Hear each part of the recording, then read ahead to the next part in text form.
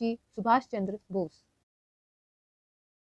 देशभक्त, नाम सुभाष चंद्र बोस, जन्म दिनांक 23 जनवरी 1897, 23 जनवरी 1897, स्थान उड़ीसा के कटक में, माता प्रभावती दत्त, पिता जानकीनाथ बोस। नेताजी सच्चे देशभक्त थे। उनके लिए देश सबसे पहले था। वो सिविल सर्विसेज में टॉप हुए थे, परंतु उन्होंने अपनी नौकरी छोड़ दी और देश सेवा के लिए अपना मार्ग स्वयं तय किया। बचपन से ही बोस जहाँ भी अंग्रेजों का अत्याचार देखते तो वो उन्हीं की भाषा में उन्हें जवाब देते। बोस चाणक्य जैसी सोच रखते थे। वो दुश्मन के दुश्मन को दोस्त समझते थे।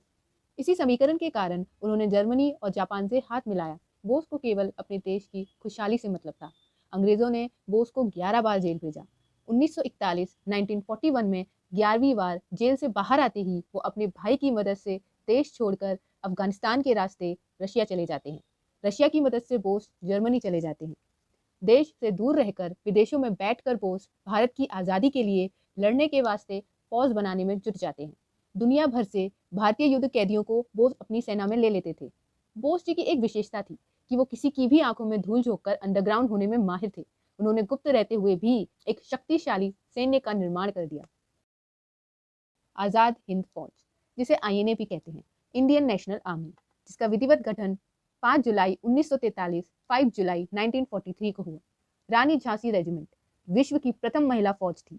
ये आज़ाद हिंद फौज का अभिन्न अंग थी। इसका गठन 15 जुलाई 1943, 15 जुलाई 1943 सिंगापुर में हुआ।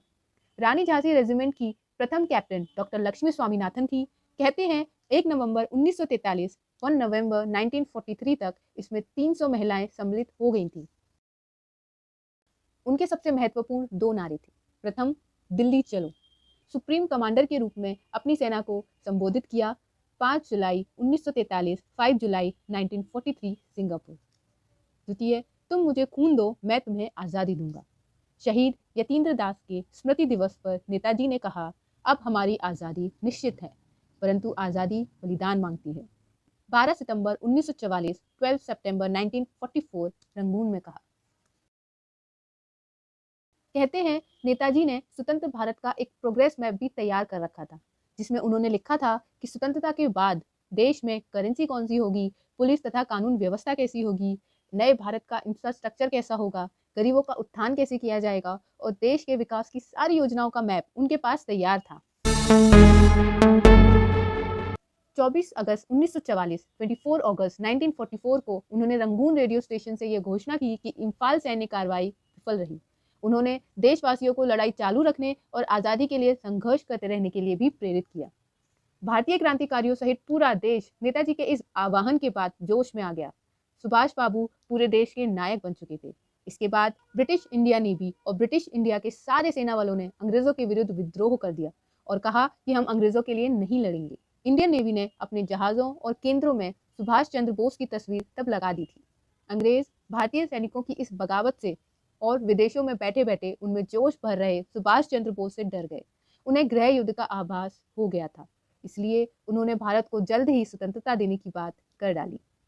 नेताजी सुभाष चंद्र बोस को स्प्रिंगिंग टाइगर भी कहा जाता है। 16 अगस्त 1945, 16 अगस्त 1945 को नेताजी थाईलैंड की राजधानी बैंकॉक पहुंचे। बैंकॉक में आज़ाद हिंद फौज का मुख्य केंद्र भी था। बैंकॉक से वियतनाम वो आईएनए के विमान में गए।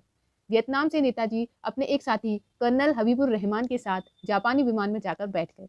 कहते हैं कि उसके बाद नेताजी का विमान ताइवान के ताइपिन शहर में उड़ान भरते समय दुर्घटना का शिकार हो गया और उसमें जलने के कारण नेताजी की मौत हो गई। उनके साथी हबीबुर रहमान उस हादसे में बच गए। कर्नल हबीबुर रहमान ने नेताजी के मृत शरीर की फोटो किसी को नहीं लेने दी, क्योंकि वो नहीं चाहते थे कि दुनिया उनका जला हुआ चेहरा देखे और वो उनकी अस्थियां ले जाकर जापान में रखाए। परंतु बहुत से लोगों का ये मानना है कि नेताजी की मौत विमान हादसे में हुई ही नहीं थी। कहते हैं कि बोस इसके बाद वहां से छिपकर रशिया चले गए थे और 1948, 1948 तक रशिया में ही गुप्त रूप से रहे। सन 1999, 1999 में गठित मुखर्जी कमीशन की रिपोर्ट कहती है कि उन्होंने ताइवान में जाकर पड़ताल की और उन्हें ये पता चला कि 1945, 1945 में नेताजी के विमान हादसे के समय ताइपिन के एयरपोर्ट के सैकड़ों किलोमीटर के आसपास भी कोई विमान घटना हुई ही नहीं थी। कहते हैं कि कुछ समय पश्चात नेपाल से भगवान जी नामक एक साधु उत्तर प्रदेश के लखनऊ में आकर बसते हैं। वो एक दिन चश्मा बनवाने जाते हैं तो एक इंसान उन्हें देखकर सुभाष चंद्र बोस के नाम से पुकारता है। इस घटना के बाद उन्हें गुमनामी बाबा कहा जाने लगा। गुमनामी बाबा के सुभाष चंद्र होने की पुष्टि 1962 1962 में पवित्र रॉय ने की और उसके बाद हैंडराइटिंग एक्सपर्ट वीर लाल ने की। 16 सितंबर 1985 16 सितंबर 1985 में फैजाबाद के रैन बसेरा में गुमनामी बाबा की मौत हो गई और उनकी मौत के साथ ही कई सारे रहस्य भी दफन हो गए। नेताजी की मौत आज भी एक रहस्य है। नेताजी ने भगत सिंह की फांसी रुकवाने के भरसक प्रयत्न किए थे। सन 1933 1933 में नेताजी को देश निकाला दे दिया गया। ब्रिटिश सरकार ने 1941 1941 में उन्हें खत्म करने का आदेश दिया था। नेताजी ने 1920 1920 में ICS परीक्षा में चौथा स्थान पाया, परंतु वो अंग्रेजों के अधीन काम नहीं कर सके और 1921 में उन्होंने त्यागपत्र दे दिया। सन 1938 में बोस कांग्रेस के अध्यक्ष चुने गए। बाद में उन्होंने 1939 1939 में पद से त्यागपत्र दे दिया। 1941 1941 में नेताजी अपने घर से भागकर जर्मनी चले गए और हिटलर से मुलाकात की। 21 अक्टूबर 1943 21 अक्टूबर 1943 को एशिया के विभिन्न देशों में रहने वाले भारतीयों का सम्मेलन कर उसमें अस्थायी स्वतंत्र भारत सरकार की स्थापना कर नेताजी ने आज़ादी प्राप्त करने के संकल्प को साकार किया। नेताजी ने 1942 1942 में एमिली शेंकल से शादी कर ली थी। 1944 1944 को आज़ाद हिंद फौज ने अंग्रेजों पर आक्रमण किया और कुछ भारतीय प्रदेशों को अंग्रेजों से मुक्त भी कराया। नेताजी सुभाष चंद्र बोस हमारे देश के सच्चे नायक और राष्ट्रभक्त थे। एक स्वतंत्र और समृद्ध भारत के लिए उन्होंने अपना सर्वस्व समर्पित कर दिया, अपना संपूर्ण जीवन देश को दिया। नेताजी जिस सम्मान के अधिकारी हैं वो सम्मान उन्हें दीजिए।